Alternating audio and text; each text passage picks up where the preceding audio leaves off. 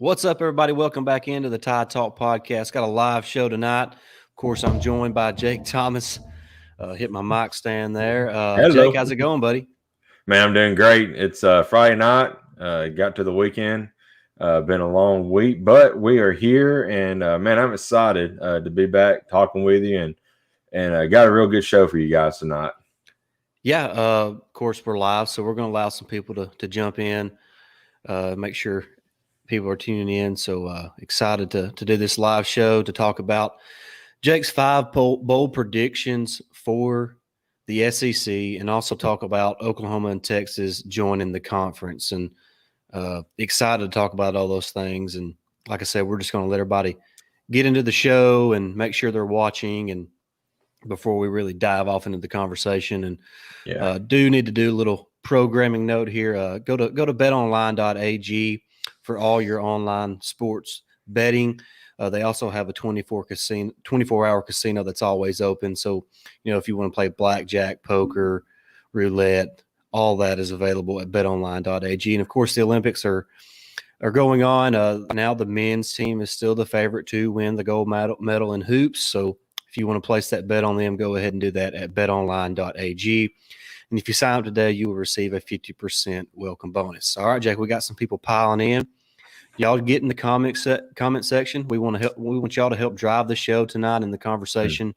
We're going to be going over Jake's 5 bold predictions for the SEC for this 2021 football season. And like I said, we're also going to talk about Oklahoma and Texas joining the conference here in the near future, and kind of what that means, not just for the SEC, but for the Big 12 and for other conferences around the country. So excited to kind of dive into that tonight. Like I said, leave your comments in the comment section, whether you're watching on Facebook, YouTube, or Twitter.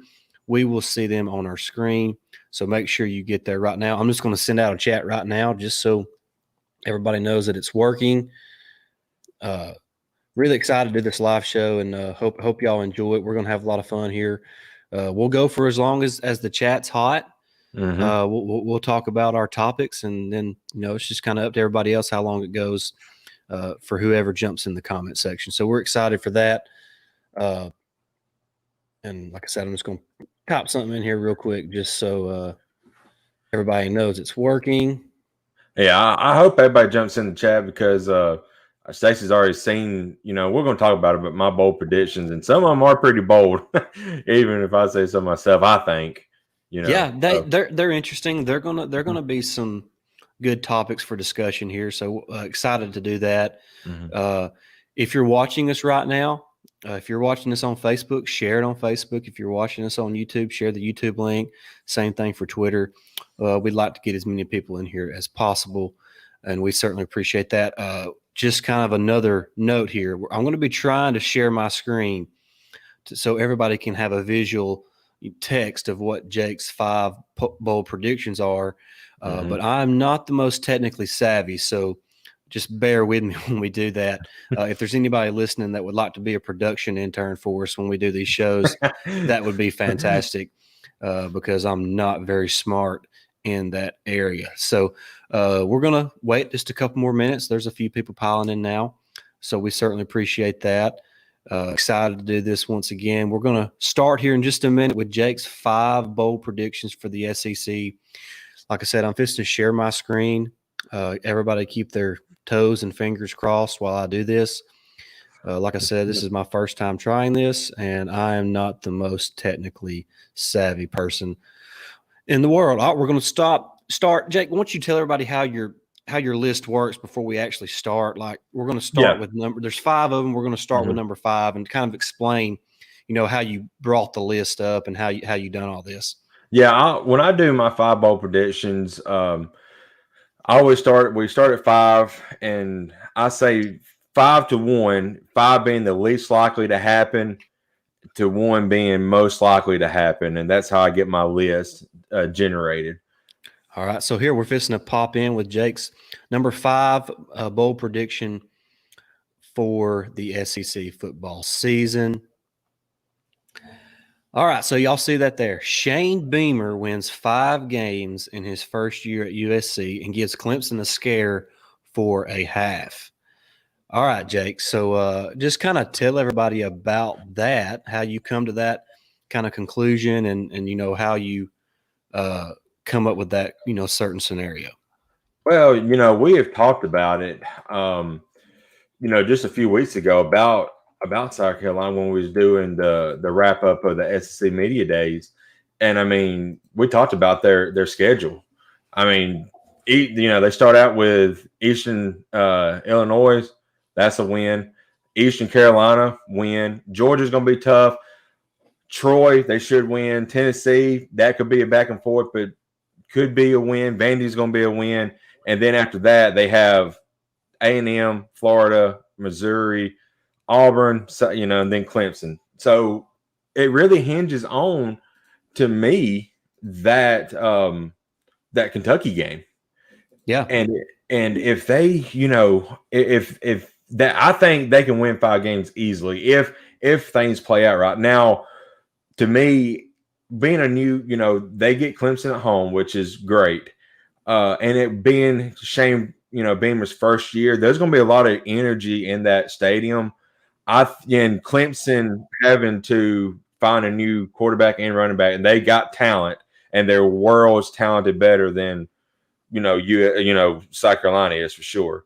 But with that energy and a new coach, they're going to come out really, really fired up, because Clemson's probably going to be sitting at 1 or 2 or 3, 4 somewhere in there potentially, and they're going to play hard. And they may keep up with Clemson until halftime. In the second half, Clemson probably run away with it. But I can see it being like maybe a 21-13, 21-10, 17-10 type game at halftime in that game.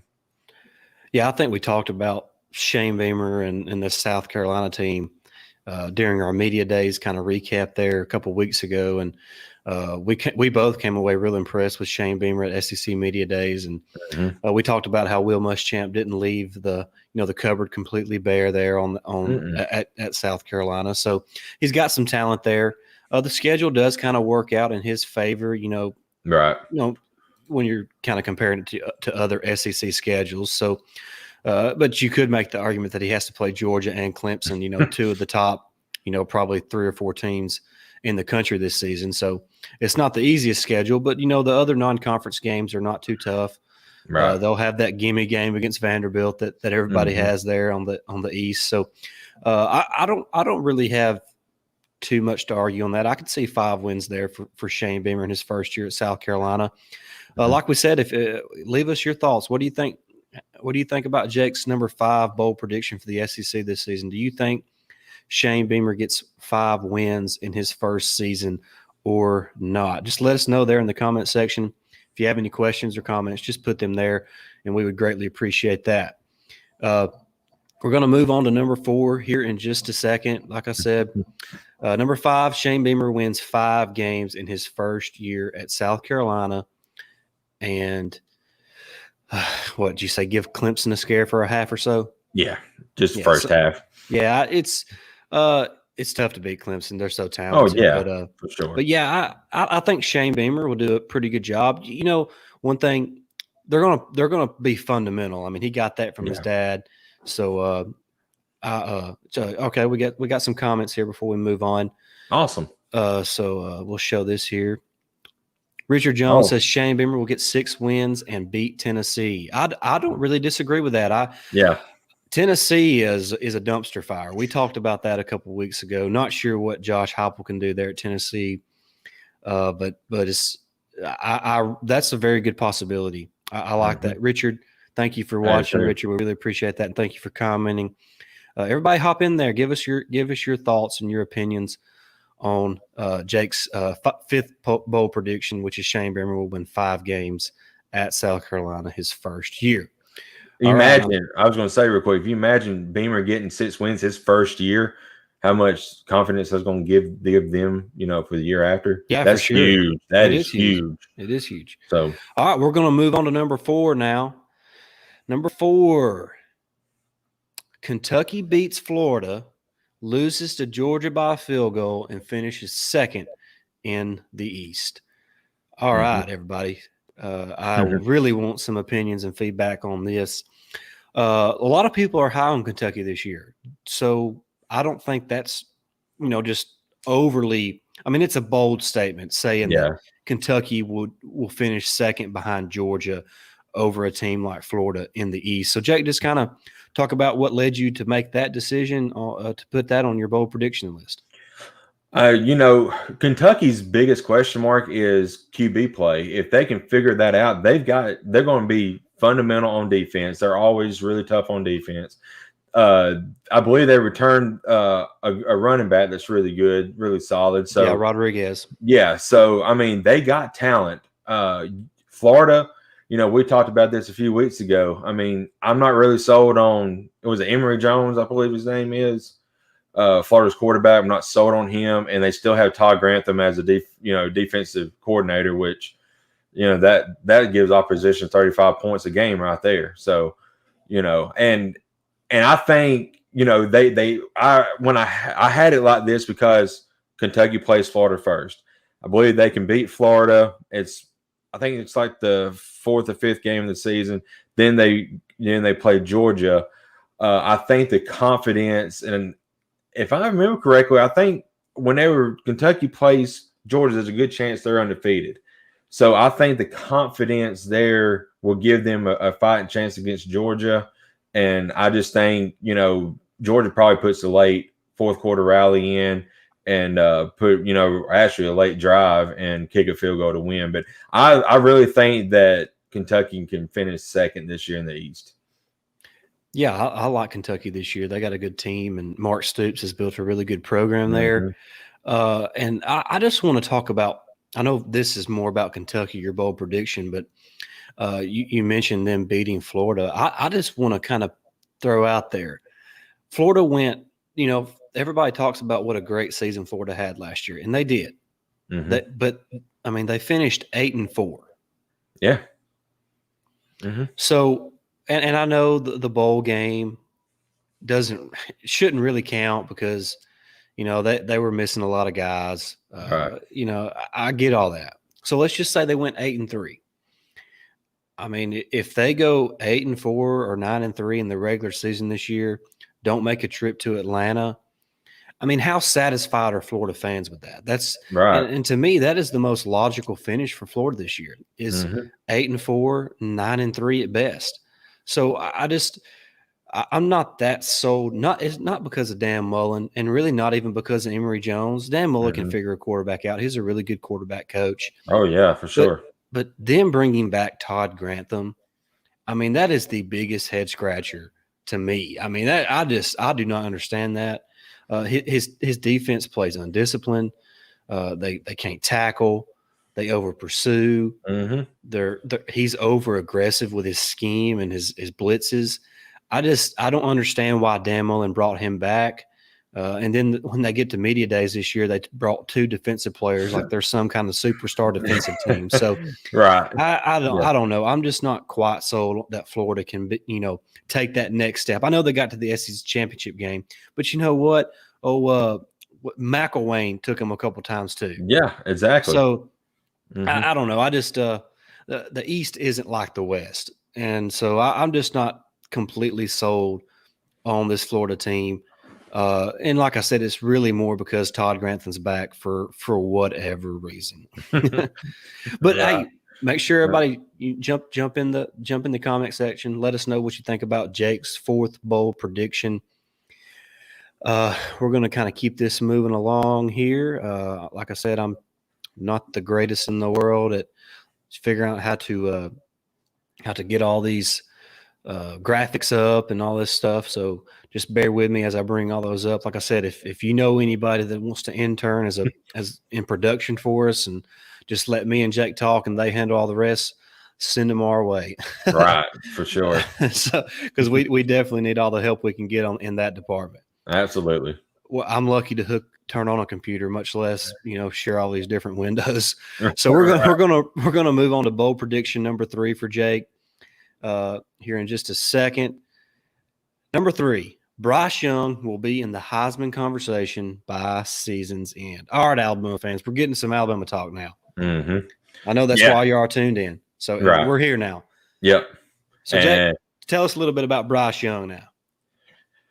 Man, a lot of people, we had this conversation a few weeks ago where you went on your rant, and your rant was very, very needed because, you, like you said, you can't have both ways. Last year, people were saying, well, why is Matt Jones, starting over, Bryce Young?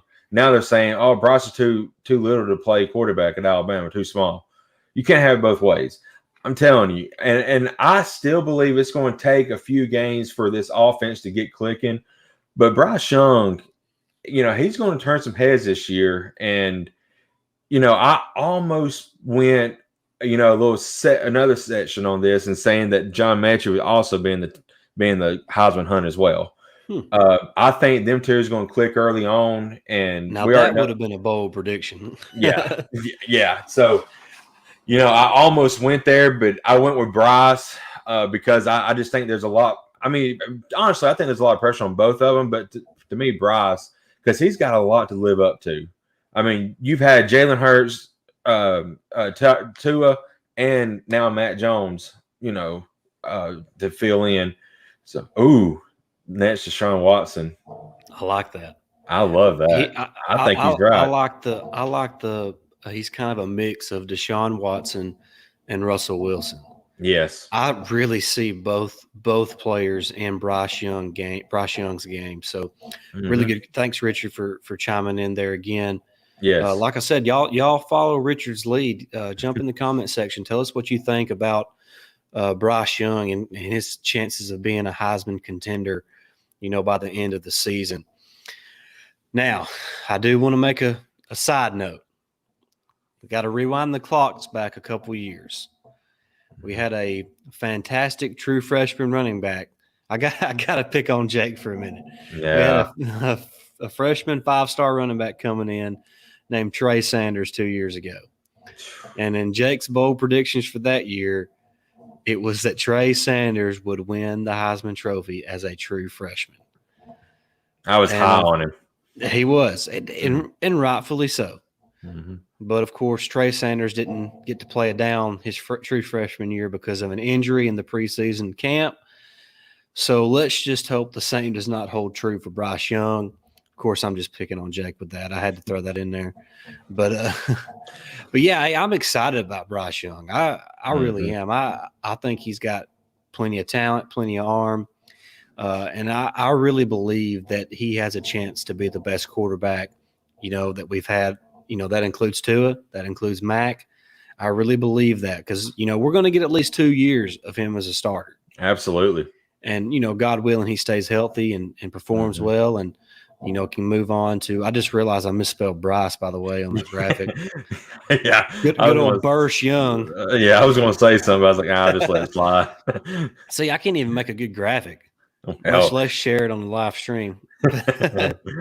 That's all good. Just forget that part of it. But yeah, I'm excited about Bryce Young. I think he's as good a quarterback as what Alabama's had, especially talent wise. He's got all the talent in the world, man. Of course, he's not the biggest guy, but neither is Russell Wilson, neither is Drew Brees. So neither is Kyler Murray at Arizona, who's tearing up the league. Tua is barely 6 foot or so, 6 foot, 6'1", so not the biggest guy in the world. So size is a little overrated. All I know is the dude can spin a football and he can put it, he can drop it in a bucket. So that's things you can't teach. One thing I want to say, speaking of Russell Wilson, and we're going to the NFL just for a second, but I guarantee Pete Carroll regrets not running at the 2-yard line with Marshawn Lynch in that Super Bowl. I mean, I hate that, for them, but it's crazy. I always think about that from time to time. Hey, we got a question here in the comment section from Richard. Ooh. Who backs up Bryce, Tyson or Milroe? All right. Well, I'm just going to give you a little bit of tidbits, stuff I've been hearing this week. Right now, Tyson would be number 2. He's played really well all summer long in 7-on-7 from everything that I've heard, but so is Milroe. But Tyson obviously has, some years of experience, in the system, in the program at Alabama, so he's just a little bit ahead of Milroe. especially, throwing the ball. I mean, Milroe is probably as good an athlete as there is on the entire roster, regardless of position. But, it takes a little more than that to play quarterback, especially, in the SEC. So I think Milroe is going to be hard to keep off the field, even as a true freshman. But if Bryce happened to go down, I think it would be Paul Tyson, at this moment. And it will get decided in fall camp. But at this moment, I would say that Paul Tyson would, be the guy that took over if Bryce went down with an injury or something like that. Thanks for the question, Richard. Yeah, and I agree, Stacey. Tyson's been down there a few years, and he knows the playbook a little bit better than Milroe does. But maybe by the end of the year, it could be Milroe at second. Who knows? But I mean, a lot of people is really high on Milroe as well. So it's going to be interesting to see how it plays out. Yeah, I think Milroe is pretty comparable to Jalen Hurts. Yeah. But I will say this: I think that right now Milroe may be a little ahead of what Jalen was passing the ball at this point of Jalen's career. And Jalen started as a true freshman at Alabama. And that's what I mean by it's going to be hard to keep Milroe off the field in some type of role. He's just got too much talent, man. He's just too athletically gifted to not play in some sort of role. But as far as QB2, right now I think it's Paul Tyson. But like I said, in fall camp, that's when it's really going to be decided. And speaking of fall camp, what are we, like 6 days away from that? I was going to say, it's close. Super excited for that. That can't get here soon enough. Once that gets here, man, it's going to be around the clock news on Alabama football. And of course, we're super excited about that. We're fixing to move on to number 2 on Jake's list. As soon as I can get it pulled up here. This is Alabama's, for you, Danny. All right. This is Danny Howe, I hope you're watching. I don't know if you are. I hadn't even checked to see who's watching. But Alabama's defense will statistically be better than the 2016 defense. All right, Jake, tell us your thoughts on this year's defense. For starters, it took me forever to say statistically because I cannot say it right. So, and I couldn't even spell it right. It took me forever to figure it out. But anyway, I believe – and that 2016 defense was amazing. But, I mean, this defense is scary good. I mean, on the back end especially, that secondary, I hadn't seen a secondary like that in a long time at Alabama. And then, of course, you have, the linebacker core that we have, and then we bring in Toto. I mean, what the mess? I mean, it's stacked. And then, of course, we talk about the defense from the secondary to the linebackers, but we still have we have boys. I mean, we have grown men on the front line too. Philadelphia Mathis was one of them that was at SC Media Days. So we have him. We still have DJ Dale. We got Tim Smith, Justin. Yeah. And did you see his tweet the other day? No, I missed it. He said that something to the effect that he's going to be better than he's ever been this year. Boygby is a guy that a lot of people were really high on coming out of high school, including myself. And I thought that, and of course, man, I mean, what is he going to be a true junior this year? Yeah, so be a junior. I mean, he's still technically a young guy. I mean, he's only played 2 seasons of college football, so there's plenty of ball to be played. But I feel like he's a guy that could be a really special player. And, so it just takes some guys a little longer. I mean, not everybody. I mean, Quentin Williams didn't play till he was really a redshirt sophomore. Yeah. And that's when he started making noise. So Christian Barmore.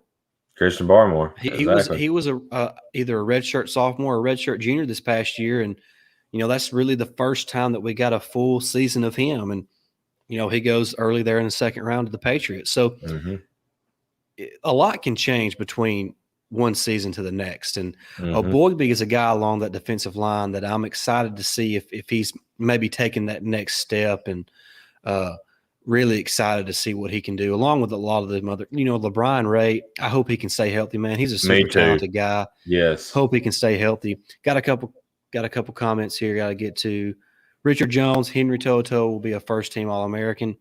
I think he has a great opportunity. I think both the inside linebackers have a great opportunity to be All-Americans. Absolutely.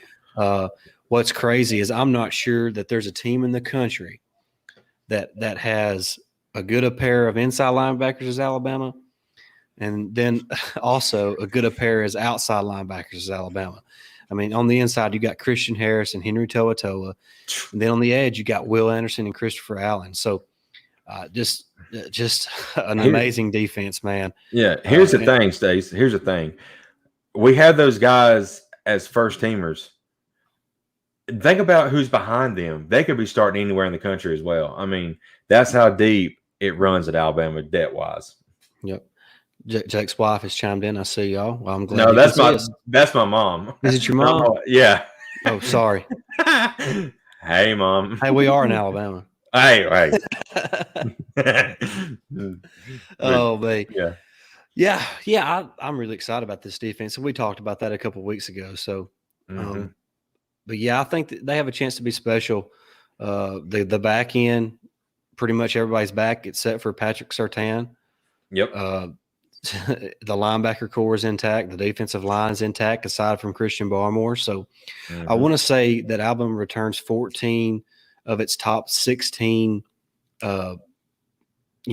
players on the defensive side of the ball from last season. So that's scary. And plus, we added Henry Toa. So, really special football team on that side of the ball. So, really excited about that. Yep. Make sure y'all jump in the comment section if you want to chime in, if you have any questions. Like I said, we're going to keep this rolling, but anytime you have a question or a comment, I will make sure to post it on the screen and, answer to talk about it. We certainly appreciate everybody that's done that so far. And I think we've made it to the number one, hadn't we, Jake? We have. And all right. So we're special. We're fishing to share it. Alabama will have 2 players rush for 750 yards or more this season. Talk about that, Jake. All right. So before we even kind of really, I guess who are them 2 players going to be? I think it's going to be Brian Robinson, of course, and Jason McClellan. And I want to say that this is a bold prediction, my number 1. But if you go back, my number 3 had Bryce Young in the Heisman conversation. So what I'm essentially saying is I think our offense is going to be better than what people realize. And if we have 2 rushers over 750 yards this season, Bryce Young is the Heisman conversation, we're going to be at the national championship game. That's just simple as that. So anyway, that's how I feel about it. But I wasn't going to just come out here and say Alabama's going to make the national championship game. This is how I'm going to tell you. But honestly, I think, Brian Robinson, a lot of people are kind of doubting him. I know a lot of people who's like, didn't really like him, but I love how hard he plays. I mean, he goes through a hole. I mean, he's like a bulldozer, man. He's running over you if you're in his way, and he's going to drag you 4 or 5 yards down the field. He's a big boy, and McClellan started showing flashes last year of how good he could be. Now Williams may get on the field a little bit, and he'll probably have, he may have 250, 300 yards as well. But I believe once Alabama gets their offense going, there's potential there for 2 players to have 750 yards rushing.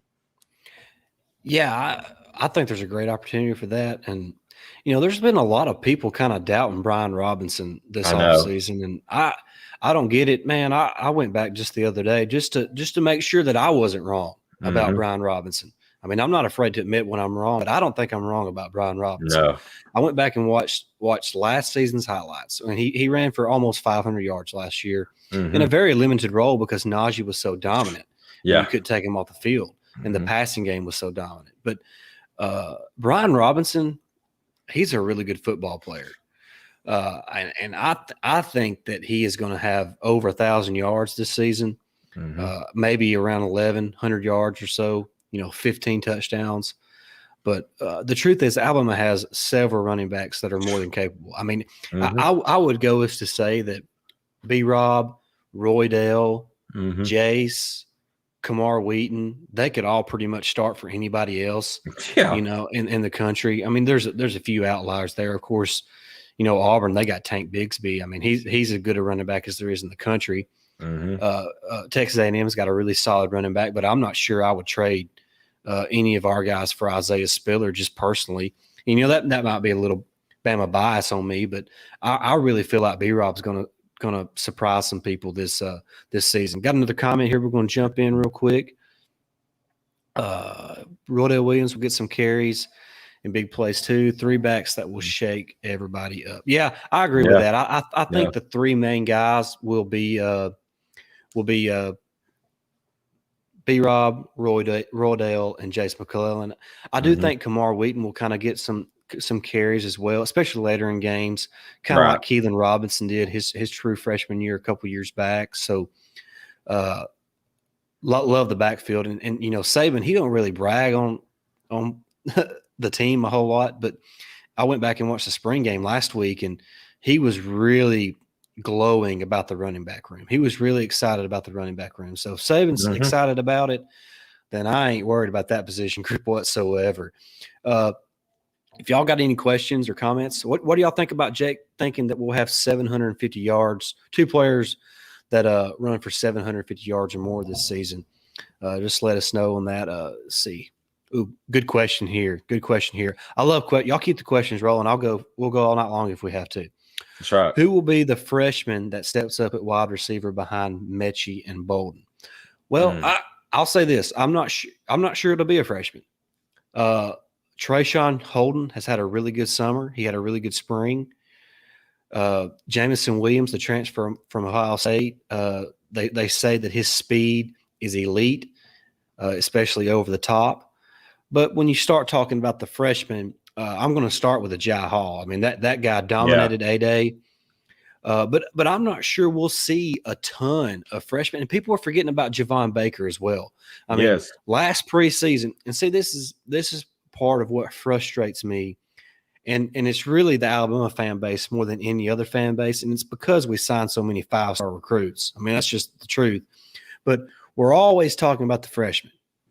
And, of course, last preseason, all we talked about was Javon Baker. Dude, I mean, he played a little, but nothing major. Right. But now he's not even talked about anymore. It's all about the freshmen this year. Jai Hall, Ja'Cory Brooks, Christian Leary, JoJo Earl. That's all everybody's talking about. What about Javon Baker, guys? Oh, yeah. I mean, I think he's a guy that could really make some plays this year alongside Trayshawn Holden, who was another 4-star commit, 4-star signee from last class. So I'm not sure a freshman will make a huge impact. If one does, I think it'll be Jai Hall. I think Baker is going to be our Mechie this year. That's what I believe. I believe he has the potential. That's a good call.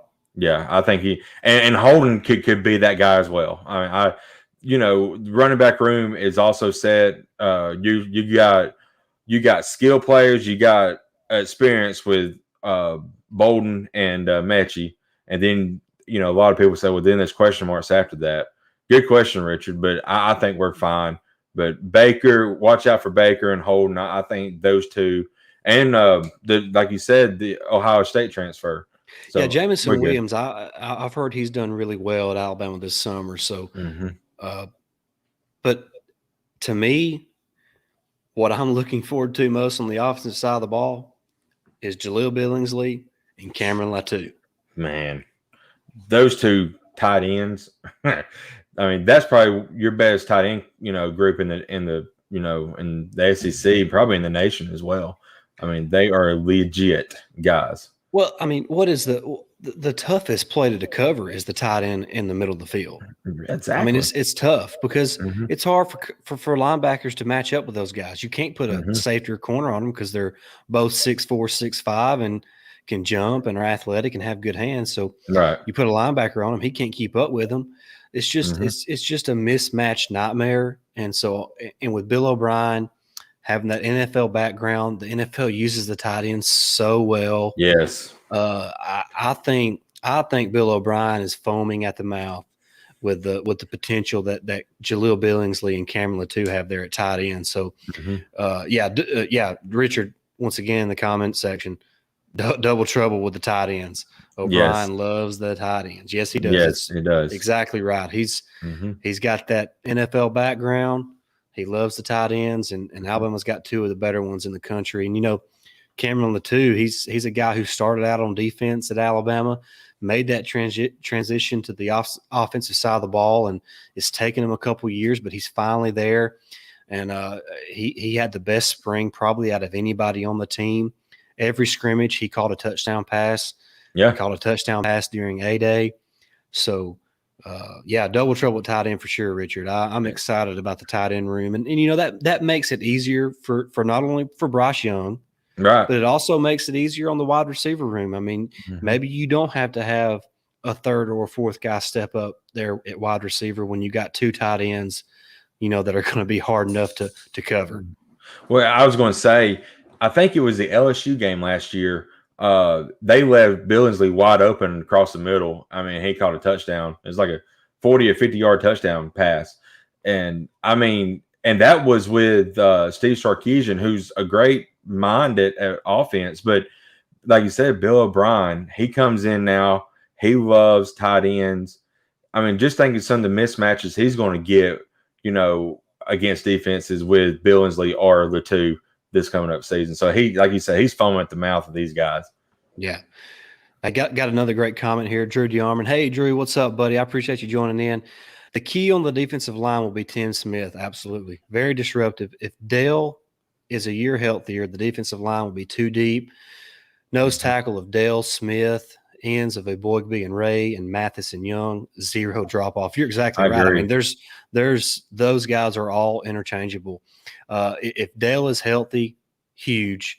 And Smith, if he continues to develop, he's a very disruptive defensive tackle, and that's exactly right, Drew. Drew DeArmond, make sure you catch him on 97.7 ESPN Monday through Friday. I think 7 a.m. to 9 a.m. with Scott Tyson there on ESPN Radio. So appreciate Drew listening and watching and chiming in the conversation. I was going to say, he said, don't forget JoJo Earl. That's exactly right, dude. Right. Legit speed. Yep. Legit speed. I hate making player comparisons because if I ever say he reminds me of this player, if he don't turn out to be that guy, they're gonna be like, well, you said he was going to be the next blah blah. Blah. He reminds me of Jalen Waddle, man. He's electrifying. Yep. I was going to go back to his previous comment about the defensive tackle or defensive line situation. I have said that I believe by the end of the year, Tim Smith probably would take over that nose tackle position just for the fact I think DJ Dell can get it done, and I hope he does. I hope that there's that pressure on him this year, that he's got somebody like Tim Smith coming up behind him and say, look, I'm going to take your position if you don't get in there and do what you're supposed to do, because Tim Smith is very disruptive. And a couple of times I've seen, he played last year. It seemed like he was in the backfield every play, so I think. Yeah. Who was it last year? Was it Mississippi State when he just completely destroyed the running back? I think so. Yeah. So. Yeah. Hey, this is a pretty good breakdown of the wide receiver room. This is why Drew is one of the best in the business. Wide receiver room, not as freakish with 4 first-rounders. Like Ruggs and Judy and Smitty and Waddle. Wow. But it could be deeper. Exactly. I mean, that's the truth. It's very deep. They all can play. It's just a matter of them getting on the field and making plays and having that opportunity. So couldn't agree more. That's a really good way to kind of encapsulate the wide receiver room, this fall, and super excited about all those guys. I mean, one of the higher rated guys was Ja'Cory Brooks, and he didn't enroll early, so we didn't see him in A-Day. So we'll just kind of see. Fall camp's going to answer a lot of questions. Yes, for sure. When we get to September 4th in that matchup with Miami, we're going to know a lot more than what we know right now. Hey, I like it. Yep. Phil Mathis. Dude, first of all, if you have the name Fedarian, yes, you better be a defensive lineman. That is that is a man's name, Fedarian. That sounds like a dinosaur name or something, Dude, he's a really good player. And another guy on the defensive line that I don't think gets enough credit is Byron Young. Oh yeah. He's a pretty disruptive player himself. And going back to kind of what Drew talked about with the defensive line, there's really no drop off, with the first 6 guys. No. So Really excited about the defensive line room, and a lot of good players there on the defensive side of the ball. We've been going nearly 40 minutes. There's still some people watching, still people jumping in the comment section. Make sure you jump in there. We can talk a little bit about Oklahoma and Texas joining the SEC here in just a second if nobody else has any more roster talk and for this fall. And of course, we're going to be here leading all the way up to the season, and then during the season talking about this team.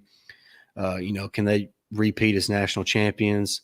So a lot to talk about there, but we'll just kind of move on now to the kind of the news of the week around the country, and that's Oklahoma and Texas. Hey, before we move that, one more question from Richard. We'll let him in since he's been so active in the chat. He said, prediction for the Miami game. I don't think Miami's going to be able to stop Alabama, and I think Alabama's defense is too tough. Just without really thinking about it a whole lot, I'm going to say 38-17 Bama. Just kind of a shot in the dark right there. It's going to be a rout. Yeah, I don't. If De'Aaron King, he's coming off an ACL injury, so right.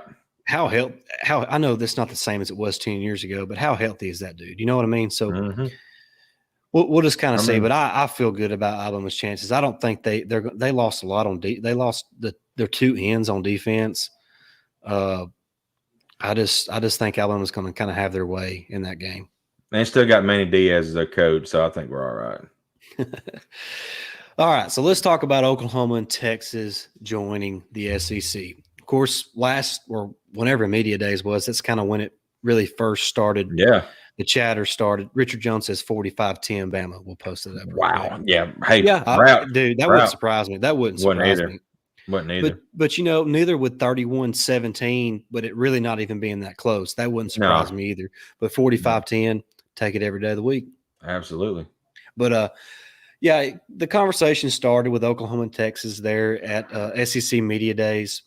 Y'all get in the comment section, by the way, and tell us your thoughts on those two teams joining the conference and kind of what you think that means for the SEC and really the landscape around college football. But Jake, of course, it broke SEC Media Days. Then it really just picked up steam from there. Yeah. They sent their request. It was unanimously decided. SEC's like, of course we want you. Why wouldn't we? Be dumb not to take you. My thoughts are different now than they were initially. But Jake, have your thoughts changed any at all? Over the days, how do you feel about those two teams joining the conference? I'm with you, brother. They've actually grown on me. Just every day we talk about it. I just got to thinking about some of the marquee matchups that could come out of them joining the conference. We could see on my show Tuesday night, Best of the West. Me and Steven was talking about. I was telling him I would love to see Texas, Steve Sarkisian versus Lane Kiffin, Ole Miss. Because the way they're kind of playing out is that they're going to be in the West with Ole Miss. Texas will be. So, Texas, Oklahoma, not Texas, Oklahoma, but Texas and Arkansas is getting that rivalry back. So there's a lot of old matchups that happened in the Big 12 that when A&M moved. You lost Texas and Texas A&M, so that's coming back. But it has grown on me for the conference. Man, it's outstanding because of the revenue that's fixing to be brought in. And, now we was talking about it at work the other day, essentially bringing Texas and Oklahoma in more, in the future, in the near future for Oklahoma. But you could have potentially 3 SEC schools in the 12, team playoff potentially. Yeah. My thoughts initially was I really didn't care because, I like Alabama. That's really the only team that matters to me. Yeah. I love college football, but the team that matters to me is Alabama. That's why we have an Alabama podcast. But as far as just an overall feel of it, of course, Greg Sankey couldn't turn them down. The SEC released a statement that they were not actively searching for more participants in the SEC. That Oklahoma and Texas had reached out.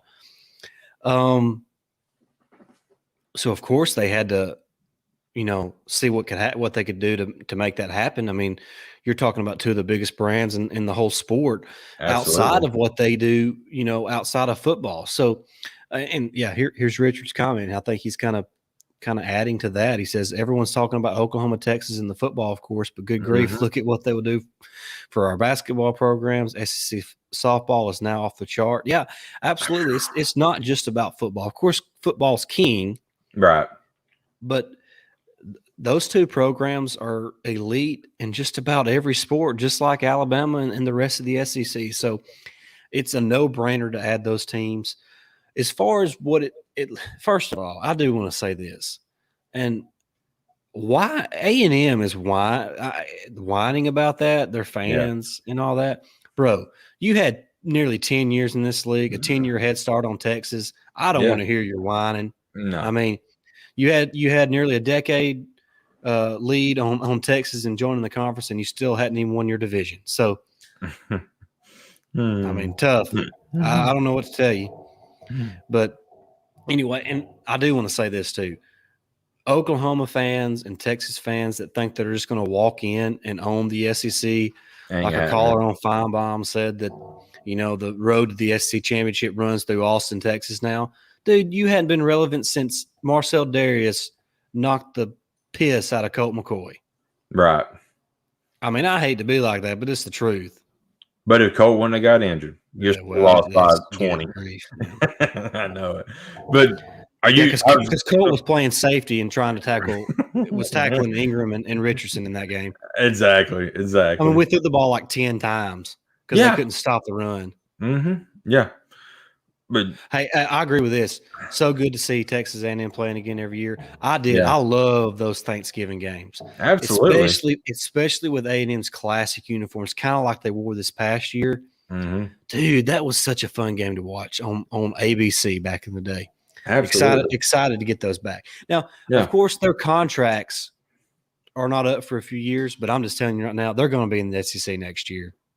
Oh yeah, I think it's happening next year. Yeah, I was going to ask you because I asked Steven this other night. I ask you now, Stace, but do you think this is the start of the super conferences they've been talking about for the last couple of years potentially happening?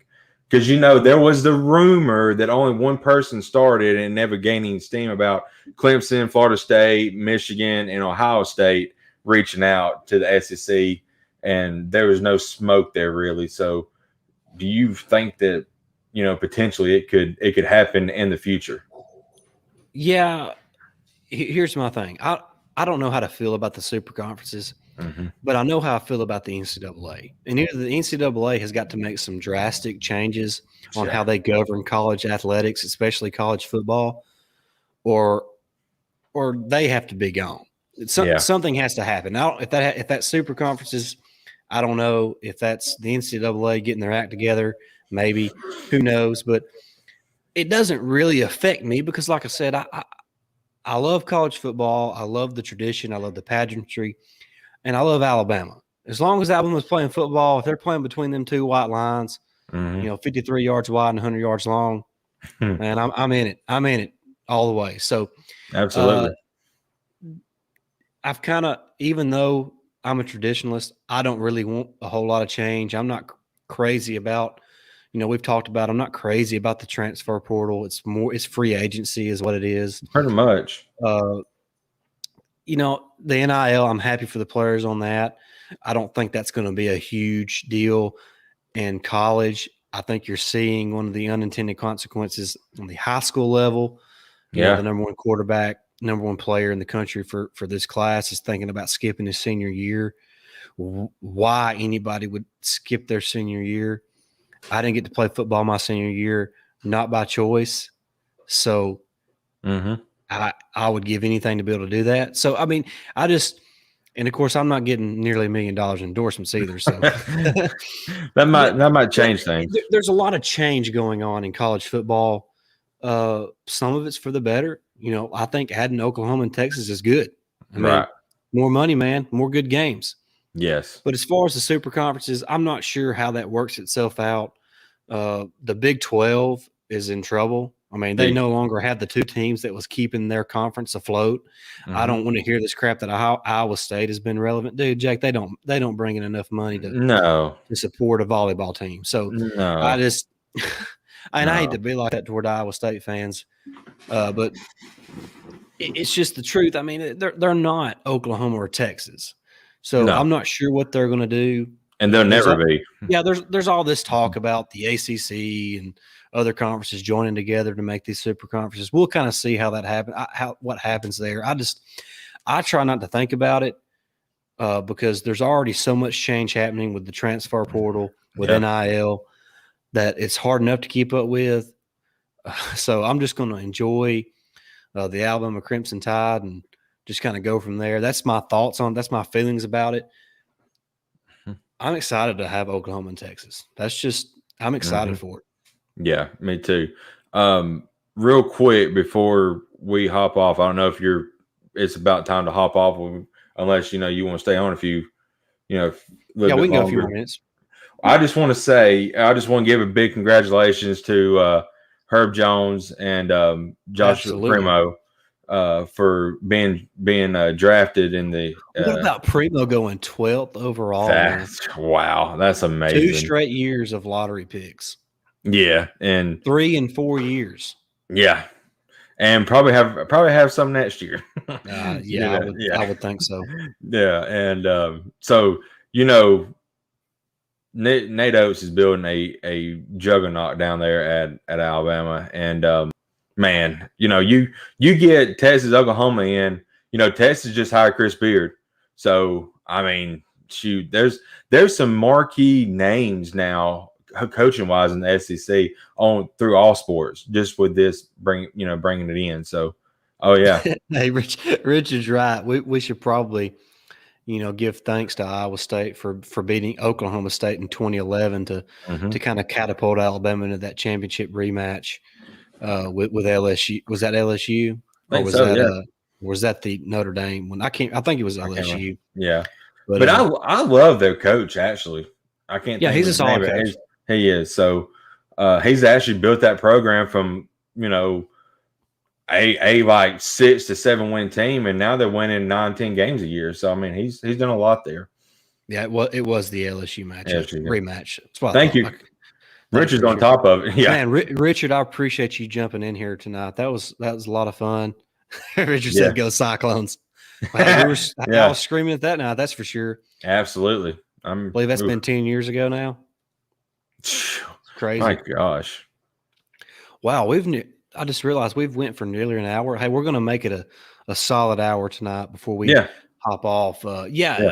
Excited for Primo going to San Antonio. Of course, Herb is reunited with Kyra Lewis there in New Orleans. That's huge for them. Yeah, that's good. That's good. And Petty picked up a contract with Detroit. Yeah, he's going to try. He's going to play in the summer league and try to work his way into a 2-way contract. So, best of luck to John Petty on that. I'm really. It's surprising that somebody didn't go ahead and sign him as a 2-way player. I'm assuming there has to be an injury concern, or I just can't see why somebody wouldn't pick him up in a 2-way contract, or even him get drafted there, late in the second round. So that really surprised me. Yeah. Also, Alex Reese went, I think, overseas. And got signed. So talent. It would seem like there was a lull there for several years of, not really having, we may have just one guy in. Now we got 3 or 4 guys going every year. So it's awesome. Don't we play? Yeah. I think we do. Well, we play the Zags and yes, we do play Baylor this year as well. Man. Oh man. Hey, all this conference realignment stuff. I'm willing to bet we no longer have the SEC Big 12 Challenge in basketball anymore, with Oklahoma and Texas joining. The Big 12 is probably pissed off at the SEC right now. Yeah, we may have to do big, SEC, ACC or something, but yeah, Nate Oates has front loaded that schedule. in the tournament, because we got Baylor, we got I think Kansas is in one of the tournaments that we play in, Gonzaga. So I think Gonzaga is in Seattle. So it's kind of a neutral game, but man, Nate Oates wants the guys to get out there and start playing hard early. So, and a lot of people was talking about that Penn game a few years ago where we started out slow and lost, but I think he don't want that to happen again. So he wants to get the guys going early. Yeah, I'm trying to find the non-conference matchups for Alabama this year. Mm-hmm. So we'll kind of look at that here in just a second. But yeah, I do know obviously that the Zags are there and that Baylor is there in the Big 12 SEC Challenge. I'm upset that we didn't get. I'm upset the entire conference schedule. I'm upset we didn't get to see the Zags this past year in the Final Four, but there's a chance that we could see them again this year, though. Yeah. I'm trying to get to pull up, man. It just ain't wanting to pull up for me. Richard once again says, Alabama basketball future is so bright, they got to wear shades. Yeah. The basketball team, Nate Oates has built a monster. And the recruiting is already – I thought that it would take him like 3 years to start recruiting at a high level, but he was recruiting at a high level right off the bat. Day one. I mean – and a lot of people said he pretty much come in and stole JD from Auburn, So, but who knows? But I'm excited to see what that team can do this year, man. That guard, the guard area is loaded down there with JQ, JD. We got Shaq, who's coming back, which is huge. Yeah, I agree. Man, I mean, having your leading scorer come back is awesome. But shoot, it's incredible the talent that's down there right now. And Alabama's always had talent. Also, Mm-hmm. I was just going to say that we play Iona in the non-conference as well in a tournament. I can't remember where the tournament's at, but it's I think it's the tournament to kind of start the season. But we play Iona there, and I think that's the tournament that there's some other good teams in there. So is that the one that Kansas is in? I think so. I'm having problems bringing up the schedule. It's my computer's kind of going haywire on me, but it's making you go in and out on the screen. Yeah, we're having storms here, so that might be having something to do with it. But before we head out. Yeah, I think you're right. We play Houston as well. We're supposed to play them last year. Wow. And absolutely best coach we've had since Wimp. There's no doubt about that. No doubt about that. Richard, do you agree we got to pay the man? I've said that from day one. We got to pay the man. We've already gave him a contract extension. Well, he needs a lifetime extension, to just be honest. And the blueprints for a new arena. So they either got to remodel Coleman or build something new. Yeah, because he's going to bring the fans out. I mean, this is the most excited I've been in a while for Alabama hoops. To be honest. That's what sucked about last year is that had the best team we've had in a long time, and all the fans couldn't be there to witness it. But I know it. It is what it is. At least we had a season, and we had a great season at that. So yes, we did. Yeah, Richard says got to pay and got to upgrade, no doubt. Yeah, absolutely. I agree 100%, Richard. All right. Hey, Richard, man, we appreciate you jumping in the comments as much as you did and give us a lot to talk about and a lot of your thoughts, and appreciate that. Yes. Before we go, just want to remind everybody to head on over to betonline.ag, and that's where you can place your bets on the Olympics, Major League Baseball, whatever it is, futures, whether that's the NFL playoffs, the Super Bowl winner, Rookie of the Year, MVP, whatever it is, you can go to betonline.ag. And, of course, they have that 24-hour casino that is always open for blackjack, poker, roulette, whatever you want to do there at betonline.ag. Richard, thanks. He said enjoyed your show and look forward to the next one. I appreciate that, Richard. Thank you, sir. We'll try to do more of these live shows, especially since the season's getting close. We're super excited about that. A lot to dive into there. And we went for nearly an hour. We're fixing to sign off now. Make sure you hit that subscribe button, whether you watch us on YouTube, listen to us on Apple Podcasts, Spotify, Stitcher, Amazon Music, iHeartRadio, whatever it is, you can find us. Just search the Tide Talk Podcast. Smash that subscribe button. Leave us a comment in the comment section. If you listen to us on Apple Podcasts, leave us that 5-star written review. You can follow me on Twitter at Blackwood89, and our Twitter handle for our podcast is at Tide Talk Pod. You can find us on Facebook, not Instagram, TikTok. We're just about everywhere. Make sure you join our all new Facebook group. If you're in there already, make sure you invite friends that you think would be interested in that, even enemies, if you think they're interested. but make sure you give us all a follow. We certainly appreciate that. Jake, let them know how they can follow you. At Jake Thomas TTS. All right, guys. Hey, we went for an hour. We certainly appreciate everybody that watched and listened and kind of plugged in there in the comment section. We had a great time. Hope fun show, guys. Soon. Absolutely. Hey, everybody, y'all take care. Roll Tide. Roll Tide.